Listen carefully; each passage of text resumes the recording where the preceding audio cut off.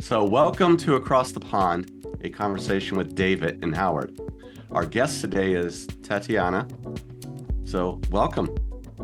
You're currently a coach helping women and parents achieving a fulfilling and purposeful life, achieving serenity, confidence, and connection. So, what I'm thinking, Tatiana, is you spent 22 years as a corporate employee, starting out life doing a 5-year degree in biological engineering. Was this a passion or just a passport to getting a job or a role in a blue chip company? What was your motivation? Hi, David, and hi, Howard, and thank you so much for having me in your Across the Pond podcast. I'm so delighted to be with you today. So to your question, and if you're referring to coaching, and I guess that you are, indeed, my background is very different from, what I've studied and what I've done in the past, and not so much. And I've always sit down and listen to people even as a very young person. That's what my favorite thing to do was to talk with people and listen to them and talk back. So, and actually during my corporate years, I was working mainly in project management. So I was managing teams and, people a bit around Europe. Back then it was around Europe. And I was always keen to listen to them and to hear what make them tick, because that was so important for the project management point of view, but also from the person point of view. So if I would know what was important for the person, I could deliver the project in a much better way. So I think even back then I was already, the skills, I think you have them in you, are even if they are not fully developed as a coach, because you do that in a training. I think you have a person that enters this space has that in them, that willingness to talk and to listen and to be a safe place for the other one to be themselves. Well, it makes total sense. I guess what motivated you to move across into coaching? Yeah, well, Maybe you thank you just very answered much. that question. Yeah, no, actually, that question is something really interesting to answer, and if I may, so I was in my late 20s and my 30s. I was very much into yoga and meditation, aside from my corporate work.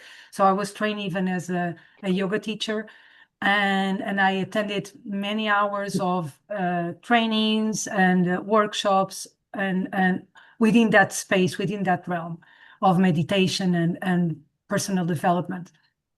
And it was within a workshop like that. It was nothing to do with coaching, actually. And we were in a meditation and we were answering and asking questions. And we were asking questions to the other person to receive an answer for guidance. And then something very interesting occurred, because I had what I call a spontaneous coaching session without even Hmm. being a coach back then, because basically my intuition was telling me to ask the questions that the person needed an answer to. So they were not answering to my own questions for my own personal needs, but it was answering their own questions. And Oh, it was just interesting. Yeah. it was pure intuition, like observing them and asking the questions, and we would go deeper and deeper. And this was in front of a large audience, where we were about 30 people in the room. And I remember at a certain moment, the teacher, the mentor, the guide, whatever you want to call him, he said, "Please be quiet. There is some healing happening in the room." And I was like, "Oh my God." uh, but basically, that was it. I was just asking questions out of curiosity and out of her responses to whatever I was asking. And then she was coming to me at the end, and she was telling me this was profoundly transformative to me. I was getting the answers myself. This was not for you, this was for me. And yeah, that's what I noticed as well. So that was my spontaneous first coaching session. I didn't have even a name for it. For me, it was just an experience. And then it was years later when I started, continuing in the journey, and I got some coaching myself with a friend, and I started exploring what that meant. So I started as a client, let's put it that way, and then it evolved, and I became more curious. I did a couple of trainings, and they were actually very advanced at that moment. And I thought, at a certain moment, I decided, okay, I need to move into a more formal training. And therefore, I took the ICF training, and then I got certified and all of that. So that's how I entered into coaching. Well, I like the idea, that word journey. I think we're all on a journey to be a better coach. Um, and I'm going to hit on the idea there, the ICF. I'm aware you've done some formal coaching training, right? Yeah. Transformational professional coach, ICF certified training. What prompted you to do formal coaching, and what the course to start with? Yeah, so actually I actually had a burnout while I was working. It was just too much. I had two very small children. We had COVID. There was a lot of things going on. We were living in a small apartment with a baby and a toddler. Uh, with COVID, all marketing plans had changed in my corporate company. I was not allowed, like everybody else. I was not allowed to travel. I was not leaving. I always lived abroad for my professional life. So I was not in Portugal. I'm back in Portugal now. And at that moment, I think it was not immediate that I had the burnout, but it was kind of a accumulation of so many different factors. And at a certain moment, I decided I need to go back home. And unfortunately, or fortunately, the company that I was working with, I was not able to transfer my function or even myself back to Portugal to be back with my family. And because I always had the little thing calling me out for doing more personal development work and really work within the space of coaching and helping and supporting others, I decided, okay, maybe this is the time for me to move back to Portugal and recreate myself in the area that I've been Okay. exploring for a very long time, but I haven't had at that moment to really take this to make that move and to become certified and become a coach. Yeah. Right. I like that. Okay. And since then, you've also learnt EFT tapping. Can you tell us a little bit more about this? Is it a technique or is it more than that? Yeah, well, thank you for the question. And I get that a lot. Actually, it's emotional freedom techniques. So it's a series of techniques that we teach. And it is so the interesting thing about EFT is that I was working with EFT for many years myself as a user already. And then what my clients would come to my coaching sessions feeling overwhelmed, feeling that they were stressed, procrastinating with things, not being able to switch off, or feeling constantly alert. So they were what we call dysregulated, but we don't use those words. Normal people that are not in the coaching environment don't use those kind of words. But that's what I was noticing my clients with. And I knew that I had overcome my burnout with EFT tapping just by doing it myself. So at a certain moment, I started offering that to my clients. They were asking me, are there other tools apart from, coaching? Because I could sense that coaching was powerful, but if they were in that space, they were not able to really take the benefit of the coaching into the full extension that you can have coaching. So we started doing some EFT tapping with my clients. I started getting really amazing results, and then I decided, okay, I need to get really proper training, and I getting certified so that I can actually help them doing all of this. So what I do now is I combine the two things. I combine coaching and I combine EFT tapping.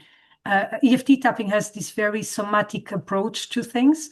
So when the client gets stuck or gets overwhelmed with the situation, we are really able to zoom in into what's really happening in their lives and clear that out. So neutralizing that situation that is so difficult to do sometimes in a coaching because we want them to move forward. So what EFT helped me was that I didn't have with coaching was to be able to go back further in time and really go to situations that happened in the past to the client and were able to clear them out. So neutralizing that situation so it doesn't have an impact on them today. So it's not, I do it from a coaching perspective, so always in the intention of moving the client forward, but we might need to go back in time to situations that happened in the past, like some traumatic experience at work, for instance, that were debilitating them, that are stopping them from achieving new goals and accessing, promotions because they are so afraid to, speak in front of an audience, or because something happened in the past where they were asked to be quiet or whatever that may be. So with those tools of self-regulation, and they have the capacity to learn that and they can use them themselves as well. So I teach them how they can practice it by themselves. So it's a wonderful tool to be able to have in your toolkit as well as a client, not only as a practitioner. Interesting. Yeah. Yeah. And who do you use this on now, and how successful do you find it? Well, what I notice is it depends on where the client is, right? So if a client, for instance, I worked with burnout in my practice, but I also work with entrepreneurs and people with anxiety. So it can happen. I had examples of people that were coming to me because they have, they build their business and they need to travel, and they are finding. I'm thinking about a particular client that they were finding it very hard to travel because they had a strong fear of traveling by train. And then what we do is that we regulate the client to the point that they were able to travel. I mean, after 10 years of not being able to travel by train, in a few sessions, they were able to do that journey themselves without, having to have their spouse with them. Yeah. So it enabled them to be able to go and meet other clients and meet, and do in-person trainings where before potentially they had to be more at online. I had clients that were burning out. So they really wanted to grow in their functions and get more responsibility and more C-suite levels. And but because of their burnout, they were having, severe stress-related issues, not being able to sleep well, having to cope with situations and not being, procrastinating. That's a big one, but not being able to sleep, having real even health issues attached to that. So by regulating them, we can then allow them to be in a space where they feel safe, where they feel that they are supported, where they feel that they have resources. And from there, they are able to grow even further in their careers and move on to the next level. So is this really a case of merging EFT tapping and traditional coaching together, and almost using the EFT to prepare somebody to then be able to listen and engage on a coaching basis? Is that a good interpretation? Yeah, actually, you can do the two things in one session, but what I prefer for a client, I think what's most beneficial for them and more effective is really to have separate conversations. So when we are working with EFT tapping with something that is blocking them, really working on that particular topic, and then separately, I always ask coaching questions anyway during an EFT session, but then afterwards, having that coaching conversation and understanding how they can move forward now that they don't have that situation happening in their lives, what's possible for them. So that's kind of a propeller for them to be able to move to the next level. Yeah. Right. Good. Interesting. So, Tatiana, Howard and I have talked about this before. Coaching, they say sometimes They're two halves. The actual coaching, one has to actually coach, and the other is creating clients. You've been coaching now for what, 4 years? And Yeah. how have you found growing and filling your practice? Has it been easy or has it been a struggle? Well, I have to be honest, it hasn't been very easy. So I get my clients from LinkedIn because they saw a post and it resonated with them. Right. I get clients from um, friends that recommended me as a coach. I think most of it's coming from referrals, people that know me. I even had a client that even sponsored another client to come in. So he was paying for his friend to come over, and it was completely individual. It was not within a company. So he was supporting his friend to get to the next level in his career. And it was a very interesting journey for me because not only I was being the recipient of having somebody supporting another one, which was brilliant, but also seeing that this younger man being able to. So he was thinking, I will immigrate because I work a bit globally. I had clients in from the States to uh, the Latin Americas to Australia. Also, because part of my courses, I was exposed to people globally. And this particular young man, he was thinking, I'm gonna immigrate because I want to make a living that is more sustainable for my family. And actually, through the course of our conversations, he moved into something very beautiful because he was able to create his own business. Now he's now running in parallel to his day job, and on top of that is something that he was always keen to do. And I think out of the coaching that we have done together, he's now teaching uh, children that don't have access to education as we do, and really providing for them to have that education on the areas that he's an expert in. So he's creating his own purpose and his own life. So yeah, so my clients come a bit from everywhere and from conversations that I've been having. So people get drawn into the kind of work I do, they get curious. But I think most of it comes from my clients sharing me with their own communities. Right. Right. Yeah. Yeah. Speaking of communities, of course, clients are sort of what we do, right? Yeah. Um, but there are also people behind the title of coach. Tatiana, tell us a little bit more about your support, family, your life, aspirations. Yeah, well, that's a very good question. And actually, this is a very important question as well, because I think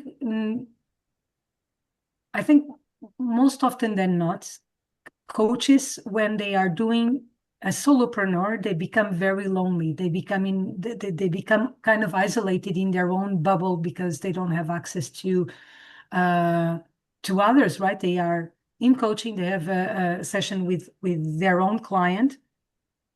And what I noticed for myself was, and that's something that I think all coaches should or potentially would benefit from, is really to have a community where they surround themselves with peers, with other ones that are maybe sometimes a bit more advanced than them, but really that inspiration and that partnership with others is where we can find that support that we often need as coaches. So not to be by ourselves behind our desks, but really. So as part of that, I am part of a community within that was part of my so a mentoring community. Actually, part of a couple of mentoring communities here in Portugal. I'm part of females founders breakfast. So it's a community with women entrepreneur.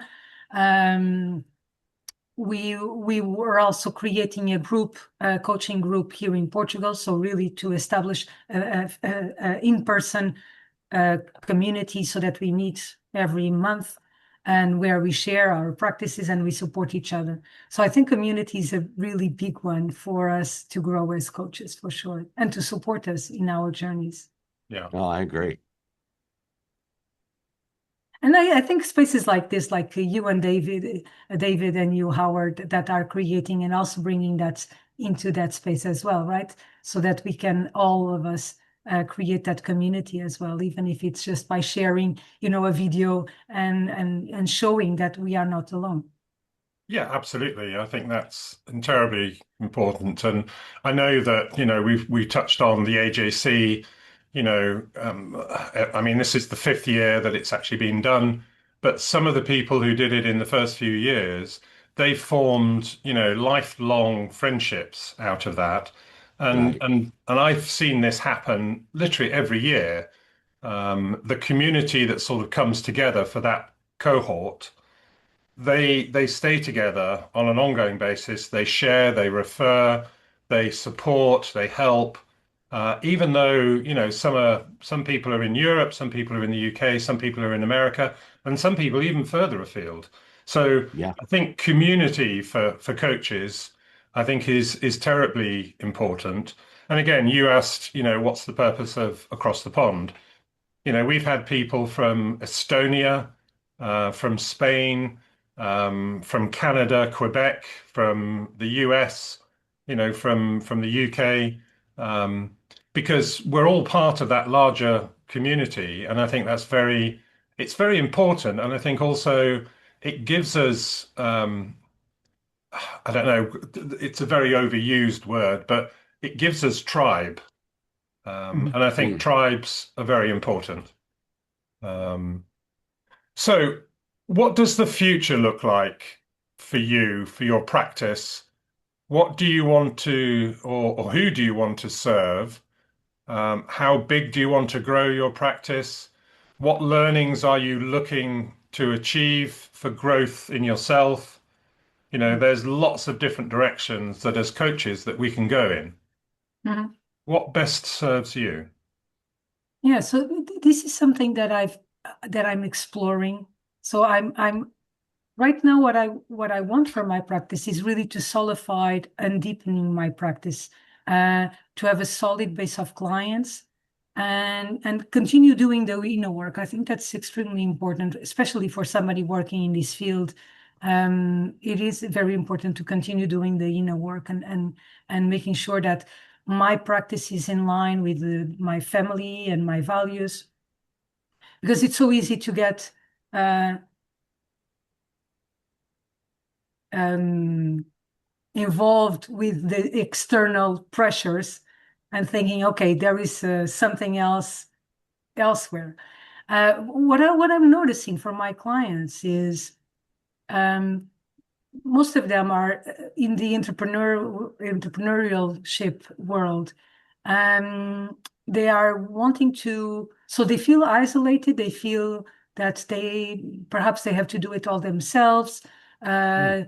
They feel overwhelmed because when you're starting your own business, you really get overwhelmed by everything that you might need to do, and you don't know what's important. So I start with the person first, and really understanding with them what drives them, what makes them happy, what they want to do with their lives, and then move forward with that. I think mostly I've worked with people that felt very lonely or isolated, not always, but because of life transitions or because of burnout or because of some sort of situation in their lives that they felt that they were not capable or isolated or alone. And oftentimes it's not the case, but that's the perceived feeling that they have in their lives. Right. So it's about regaining back that possibility of creating connections with themselves and with others to understand themselves better, and from there to be able to make decisions in a more aligned way. And obviously, when you're working with entrepreneurs or when you're working with people that want to grow in their organizations, that's really important that they know exactly who they are, that they are being authentic with themselves, so that the decisions that they make are the ones that are giving them energy and not draining them. Right. And And so building my practice is about that, and it's about potentially building community. I think that's really important, and we touched on that already.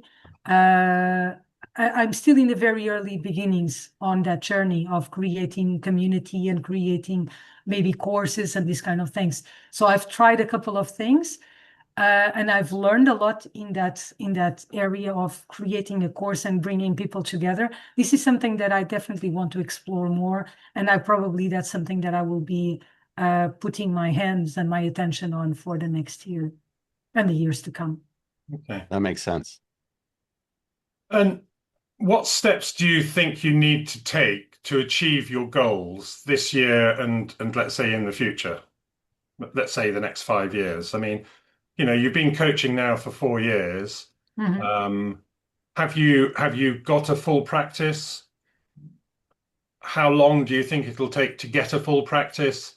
What am I trying to say here? Do you put pressure on yourself to achieve more than you're doing at the moment? I mean, we're all in a situation, we're doing coaching because we want to serve, but we also want to be recognized and make a living at what we're doing. Do you put pressure on yourself to grow your practice to a level that is sustainable? Well, I think that it needs to be financially sustainable, because otherwise you don't have a business, right? Yeah. I think what I think it's key, and it's not only for me, but I think when I look at the most successful coaches, I think that they are doing that.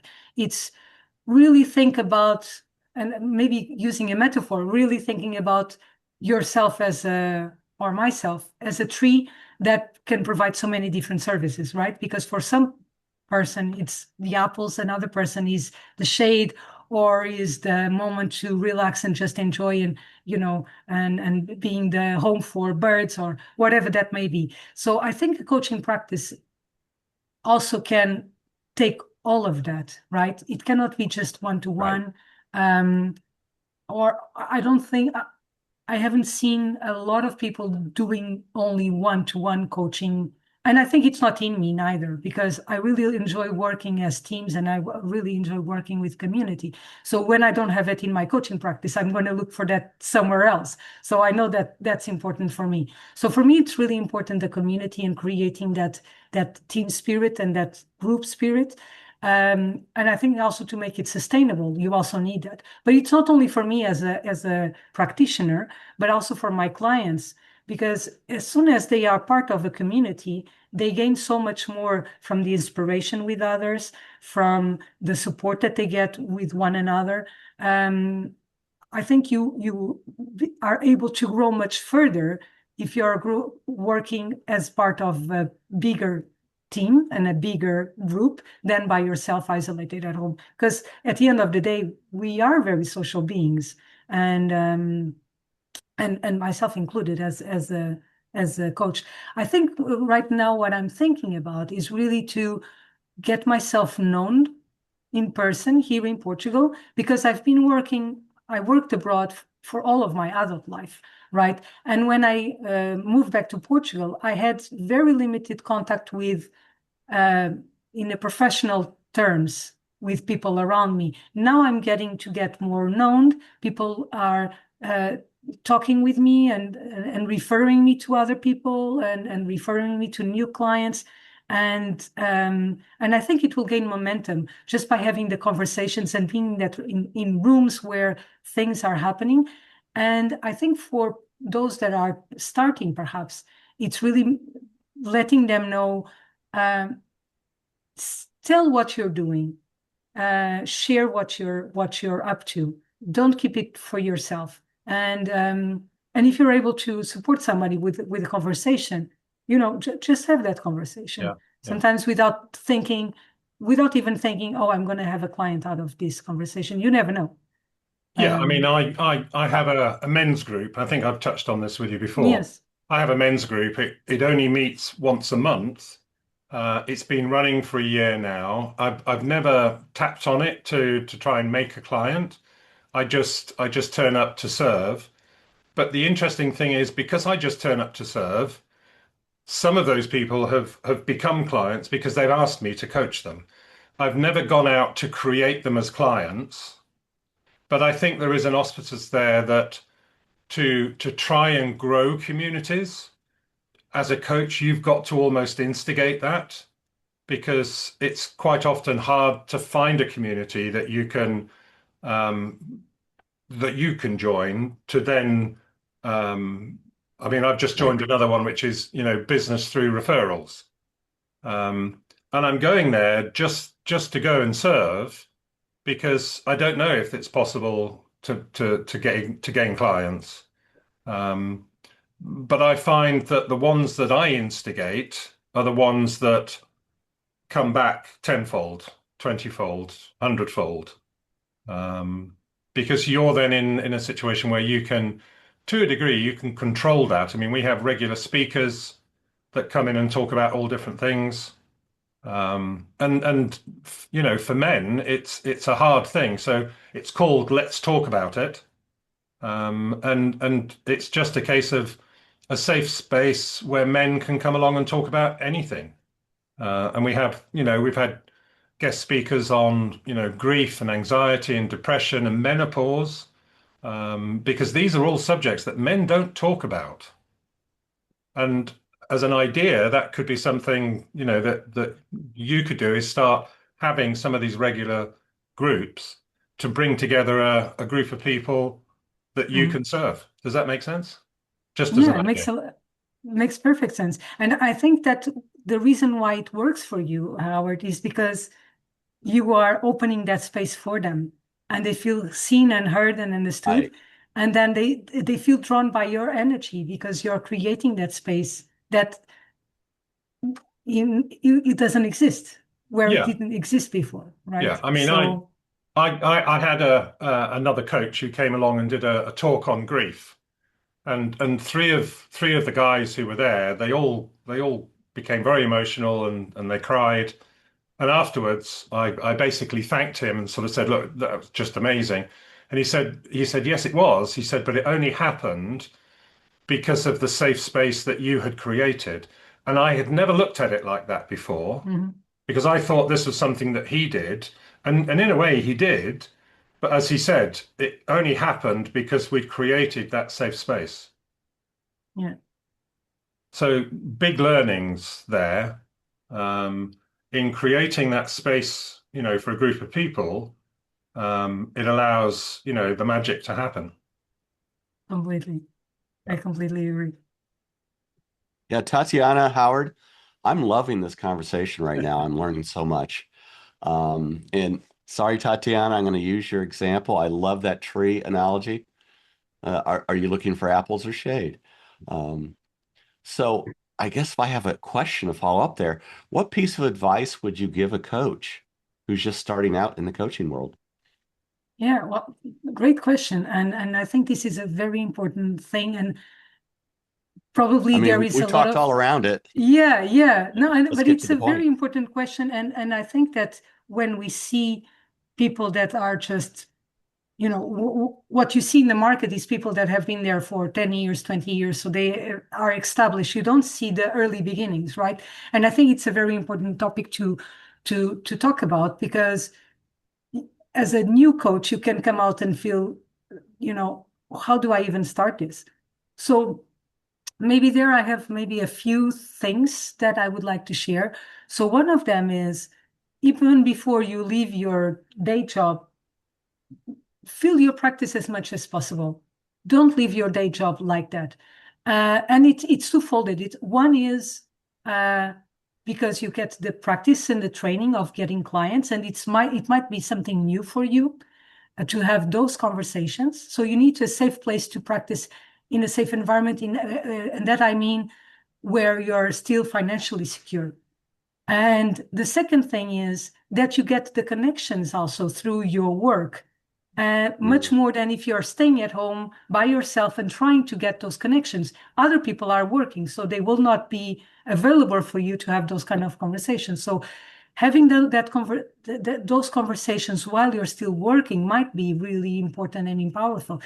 And Right. maybe your company can even support you in that journey. I know that when I was working in my company, one of our leaders became a coach, and while he was doing that, he was coaching us, the team, and it was so powerful for us as the team being the recipient of his coaching. So it was a win-win for everybody, for the company, for the individual, and also for this leader that became a coach.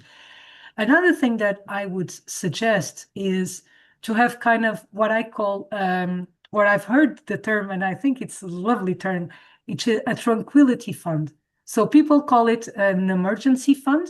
And I think calling it a tranquility fund, it's so important. So having an amount of money that can support you throughout several even years while you're building a practice, because one day you have clients, the next day you don't. One season you have clients, normally the summer is very quiet. So there is kind of an oscillation of income that you might be facing. And so if you have a buffer at home, like a tranquility fund, you can really feel much more comfortable.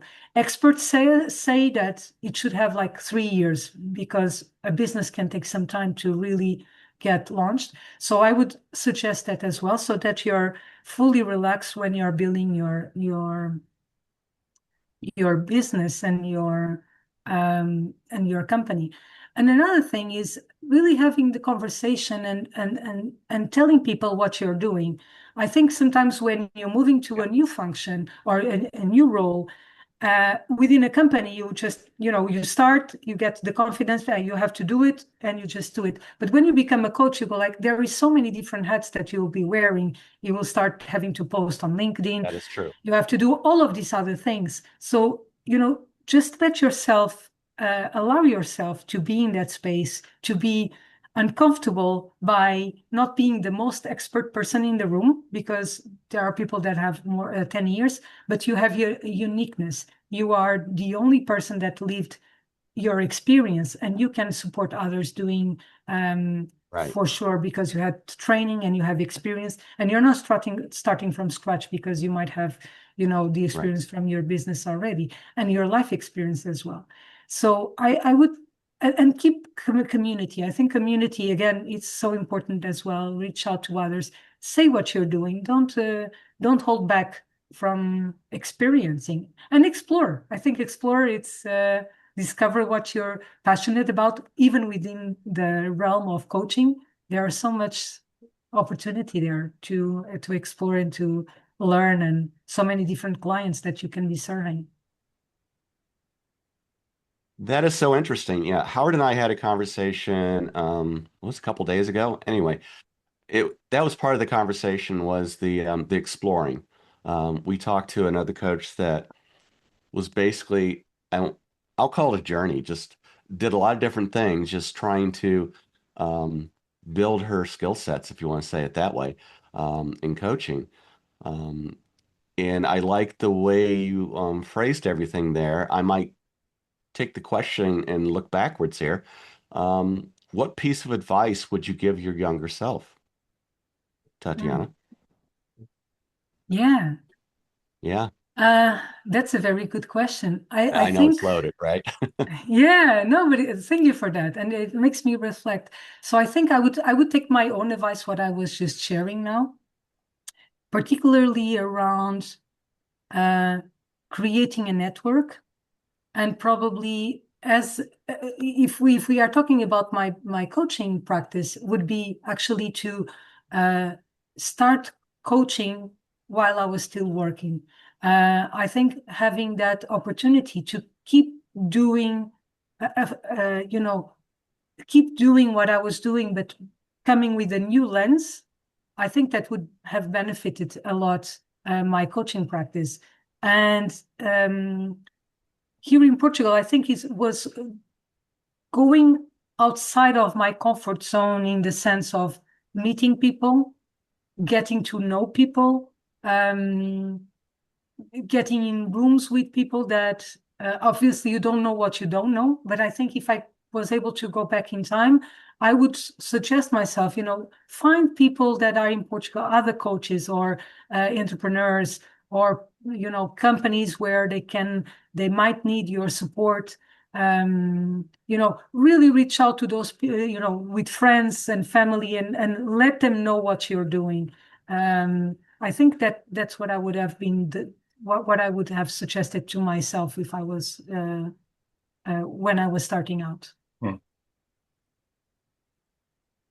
Makes total sense. I think on my journey, what's been my limited success so far is I've actually reached out to friends and they ask me, "What are you doing now?" And then a couple days later, they call me and say, "Hey, would you like to do a workshop?" I said, "We could use that skill set in our enterprise here." So that community and connection, I totally understand where you're coming from on that. And it's exploration, what you were referring to, David, right? Because Yes, they are exactly. offering a possibility that you might not have considered yourself in the first place. But as an invitation, you don't, I would suggest, don't shut those opportunities of invitations that you might find, even if a client is not looking exactly for that, but they offer you something else instead, or give you an invitation of something else, even if Right. it feels scary, you know, try to see what you can actually offer them Yeah. to I support think, that invitation. and I think that's the thing. It's in many ways it's no different from having a conversation for a one-to-one relationship. If you can open up the corporate door and offer, one or two things, they might say no to those, but more often than not, they'll sort of say, "Well, look, what we'd like you to do is this. Could you do that?" Right. Right. And it's really a case of keeping that door open that you can explore with them in regards to how can you serve, how can you help them, because not necessarily the thing that we think is something that we could help them with. They have their own understanding Yes. of what they believe you could help them with.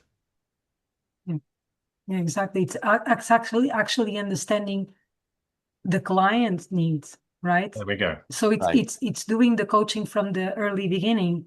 It Yeah. doesn't it maybe the outcome for us as practitioners will be different, for us as coaches will be different, Yeah.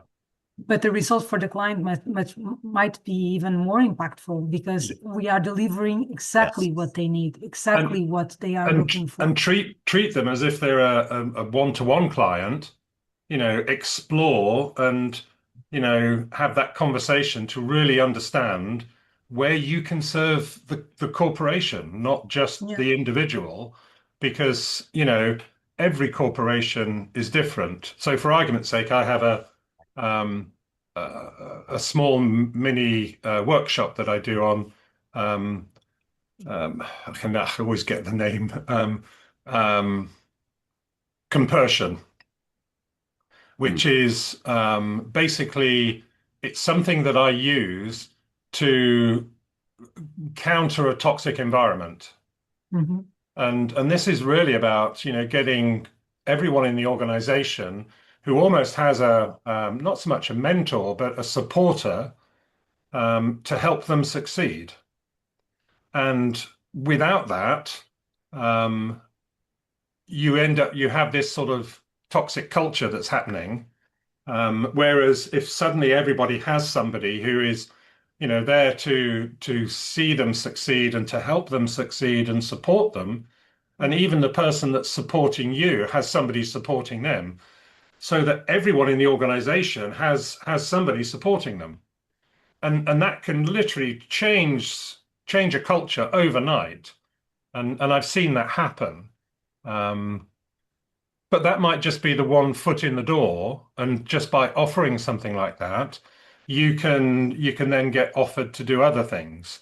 I mean, I know of people who they spend all their time working, in groups, working in corporates, and that can be big ticket work that they do. So anything's possible. Exactly. And what you were saying, I think that's so important as well, in the sense that Sometimes it's one little seed, and then what's the next step? Yeah. So now that the company is supporting each other, now that the company has this comparison, what's the next step for them? How can we help them, support them in their growth? Yeah. And have what is the ROI for them as well, having that support. Yeah. What's different Yeah. and what's better, Yeah. and what could be the next step after that? Yeah. Excellent. Tatiana, thank you very, very much for today. It's been an absolute pleasure. I'm sure David will thank as well. And I will. thank you for coming along today. Well, thank you, David, and thank you, Howard, for inviting me. It was a pleasure to be with you today. No, Excellent. it's been a real treat talking with you. Thank you, Tatiana.